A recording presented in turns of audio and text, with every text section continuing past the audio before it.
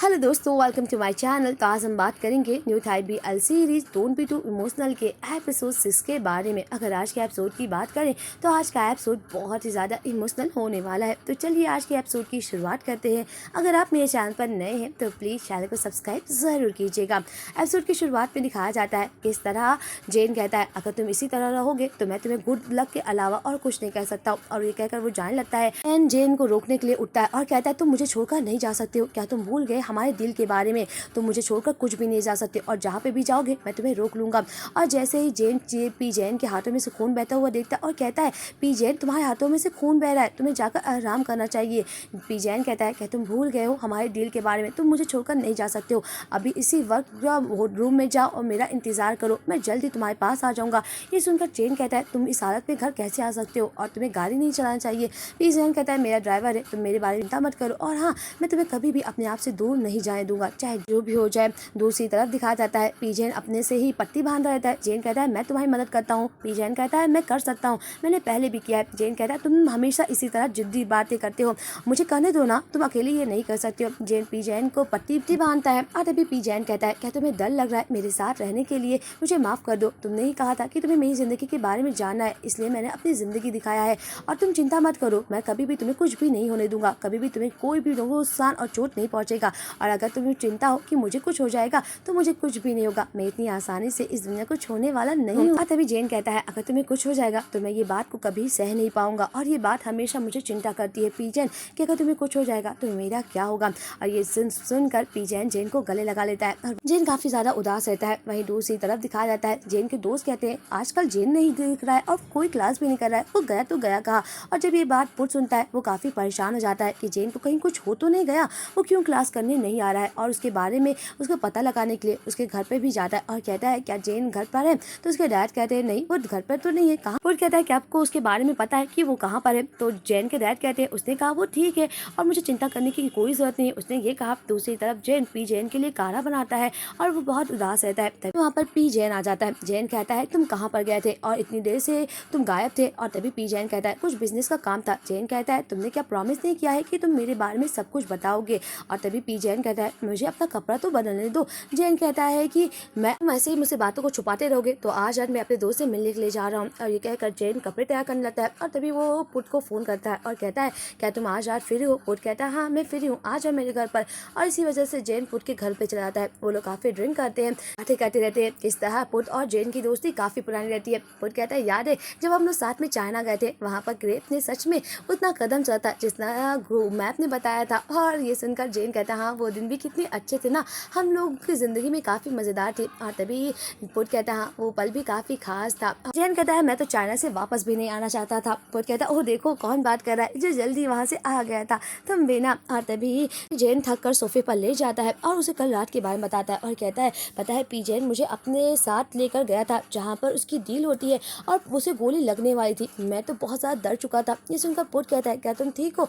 जैन कहता है हाँ मैं ठीक हूँ और सच बताओ तो उसमें उसकी कोई गलती नहीं थी और मैं ही था कि उसे अपने साथ कहा था कि वो मुझे अपने साथ लेकर जाए। पुट कहता है मुझे लगता है कि तुम्हें उससे दूर रहना चाहिए। और जैन कहता है मैं ऐसा नहीं कर सकता हूँ क्योंकि जब भी मैं उससे दूर जाता हूँ मैं बहुत उदास हो जाता हूँ क्योंकि मैं उससे बहुत ज़्यादा प्यार करता हूँ, इसलिए मैं उससे कभी दूर ही नहीं हो सकता हूँ। ये सुनकर पुट को गुस्सा आता है। पुट कहता है मुझे लगता है कि अगर तुम्हें किसी भी मदद की जरूरत है तुम मुझसे मदद मांग सकते हो, क्यों तुम पी जैन के पास रहते हो, तुम्हें पी जैन से दूर हो जाना चाहिए। और हम लोग कितने दिन तक साथ में दोस्ती रहे और तभी भी तुम्हें मुसीबत आती तो मैं ही तुम्हारा साथ देता था, फिर भी तुम क्यों पी जैन के साथ रहते हो? पी जैन कहता है मुझे नहीं पता पर मैं उसे दूर रह ही नहीं सकता हूँ। पुट कहता है तुम मुझे इतना अच्छा दोस्त मानते हो पर क्या तुम मेरी एक बात नहीं मान सकते हो? मैं तुमसे सिर्फ एक बार कर रहा हूँ कि उसे छोड़ दो, मुझे मौका दो, मैं तुम्हें बहुत प्यार पसंद करता हूँ। ये सुनकर जैन कहता है क्या तुम बातें कर रहे हो? पुट कहता है मैं तुम्हें बहुत पसंद करता हूँ, क्या तुम मुझे एक मौका नहीं दे सकते हो? ये कहकर पुट जैन को किस करने लगता है। जैन कहता है पुट क्या कर रहे हो, तुम्हें क्या हो गया, तुम ऐसी हरकतें कैसे कर सकते हो? और ये कहकर वो पुट को धक्का दे देता है और तभी जैन को सर टकरा जाता है और उसके सर से खून निकल जाता है। ये देखकर पुट कहता है मुझे माफ कर दो जैन, प्लीज मुझे माफ कर दो, मुझे ऐसा कुछ भी नहीं करना चाहिए। जैन कहता है मुझे लगता है अब मुझे घर जाना चाहिए। और तभी जब जैन जाने लगता है तभी वहाँ पर भी जैन आ जाता है। जैन को ऐसी हालत देखकर कहता है क्या तुम ठीक हो और तुम्हारे सर में चोट कैसे लगी है? तभी पुट आता है और कहता है जैन मुझे माफ कर दो, मुझे तुम्हारे साथ ऐसा बिल्कुल भी नहीं करना चाहिए, मुझे सच में माफ कर दो। और जैसे ही पी जैन ये देखता है वो तुरंत पुट के पास जाता है और उसे एक पंच मार देता है और उसे कहता है तुम ऐसा मेरे जैन के साथ कैसे कर सकते हो? तभी पी जैन कहता है है जेन अगर तुम पुट को नहीं छोड़ोगे मैं तुमसे मिलना छोड़ दूंगा, इसी वक्त पुट को छोड़ दो। और इसी वजह से पी जेन उसे छोड़ देता है और कहता है पर मैं इतनी आसानी से तुम्हें नहीं छोड़ूंगा, तुमने मेरे जेन को चोट पहुंचाई है। और तभी जेन पुट को कहता है मुझे लगता है हम लोगों को कुछ दिन एक दूसरे से नहीं मिलना चाहिए, इसलिए में हम लोगों की भलाई है। और दूसरी तरफ पी जेन और जेन जाते रहते हैं। तभी जेन कहता है पी जेन तुम्हें कैसे पता चला कि मैं यहाँ पे हूँ, तुम्हें हमें हमेशा कैसे पता चल जाता है कि मैं कहाँ पे हूँ और क्या कर रहा हूँ, तुम मेरे पीछे जासूसी करना बंद करोगे क्या, तुमने मेरे लिए डिवॉइस लगा दिया, तुम ये क्यों करते हो। और तभी पी जेन कहता है अगर मैं वहाँ पे ना आता तो तुम्हारे साथ बहुत बड़ा नुकसान हो जाता। पी जेन कहता है क्या मुझे तुम्हारे इसके लिए शुक्रिया अदा करना चाहिए, और सच बताओ तुम्हारे अलावा भी मेरी ज़िंदगी काफ़ी अच्छी थी, जब से तुम आए हो मेरी ज़िंदगी पूरी तरह से बर्बाद हो चुकी है। हाँ तभी जेन कहता है तुम्हें क्या लगता है तुम जो भी करते हो सब कुछ अच्छा करते हो, कभी तुमने सोचा है कि तुम्हारी वजह से लोगों को कितना बुरा लगता है, तुम कितना बुरा करते हो, तुम तो अपने आप को बस अच्छा समझते हो।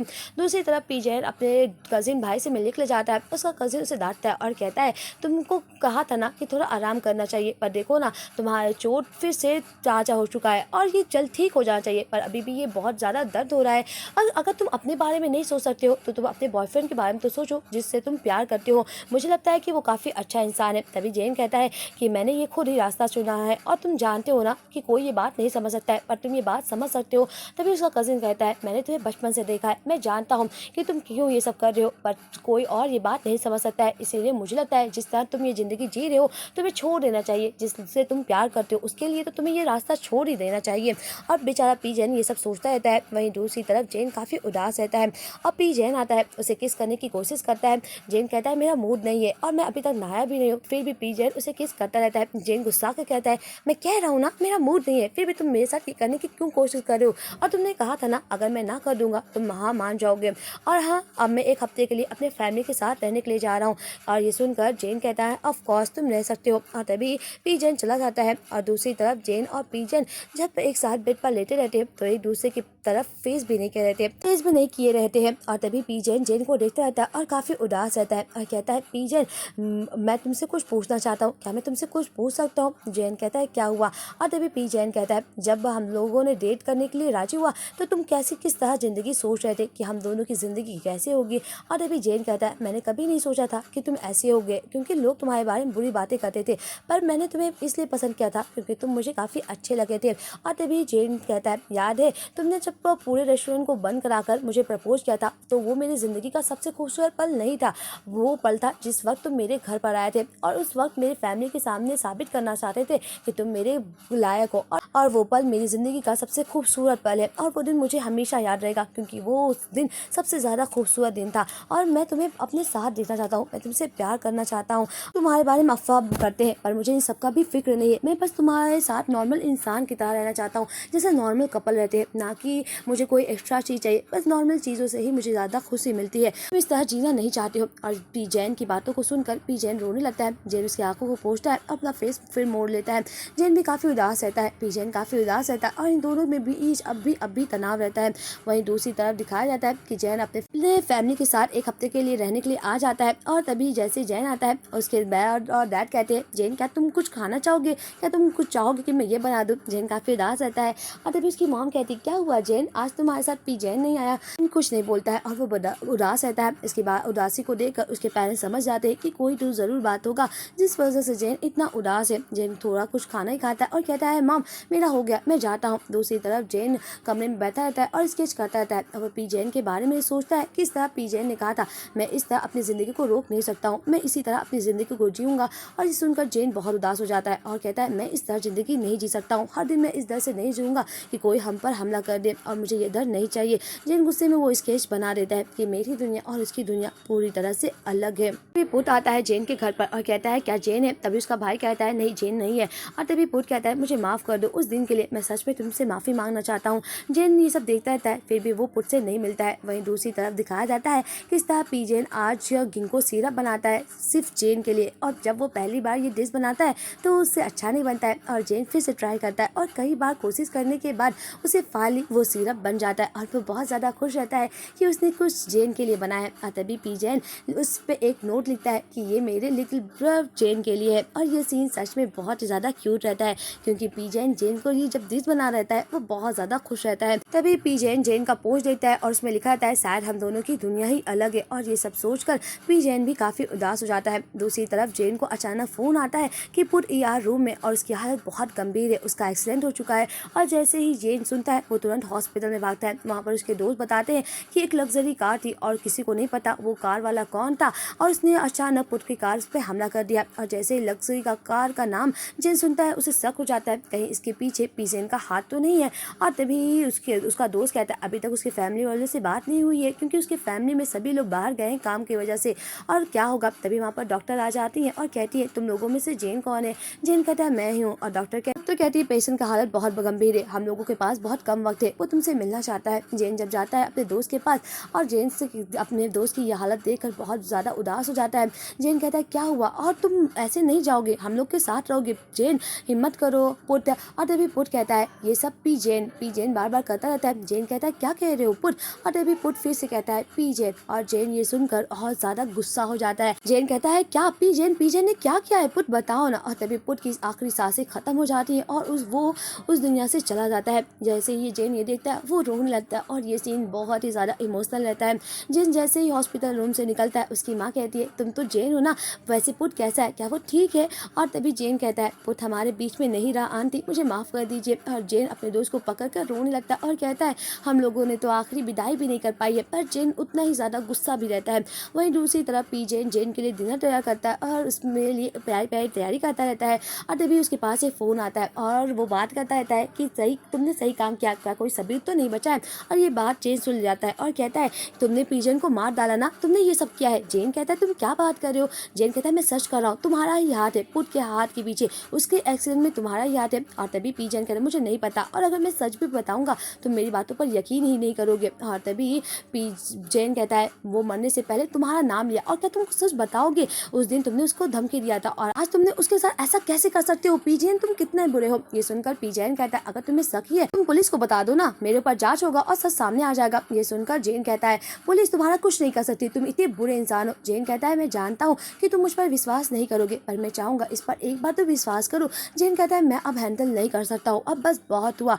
और तभी वो देखता है इतनी सजावट को और वो तुरंत सब चीज को फेंकने लगता है। पी जेन जो उसके लिए इतने प्यार से डिश भी बनाया था उसे फेंक देता है और कहता है बस बहुत हुआ। और तुम हमेशा लोगों के फेवर और उनकी विश को पूरा करते हो ना, तो आज भी मैं अपने एक फेवर मांगता हूँ। और पता है जब से तुम मेरी जिंदगी में आए हो ना सब कुछ बर्बाद हो चुका है।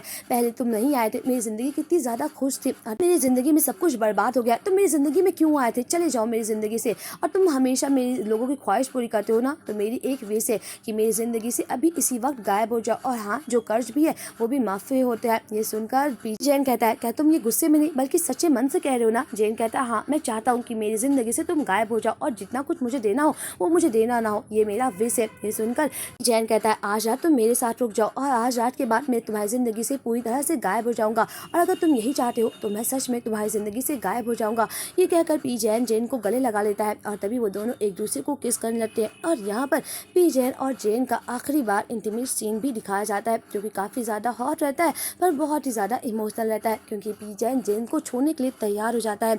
वहीं दूसरी सुबह दिखाया जाता है जब जेन की आंखें खुलती है तो उसके पास पी जेन नहीं रहता है और उसके पास एक लेटर रहता है। जेन उस लेटर को पढ़ता है और उसमें लिखा रहता है हेलो जेन, मैं जानता हूँ मैं शब्दों में ठीक नहीं हूँ, इसी वजह से मैंने ये लेटर लिखा है और मुझे माफ कर देना कि मैं तुमसे आखिरी बार गुड बाय भी नहीं कर पाया हूँ, पर मैं तुमसे ये बताना चाहता हूँ कि मैंने तुम्हारे दोस्त पुट को साथ कुछ भी नहीं किया है और मैं ये चाहता हूँ कि तुम मुझ पर यकीन करो, इसलिए मैंने ये बात लिखा है। और अगर तुम चाहते हो कि मैं तुम्हारी ज़िंदगी से गायब हो जाऊँ तो मैं तुम्हारी ज़िंदगी से गायब हो जाता हूँ।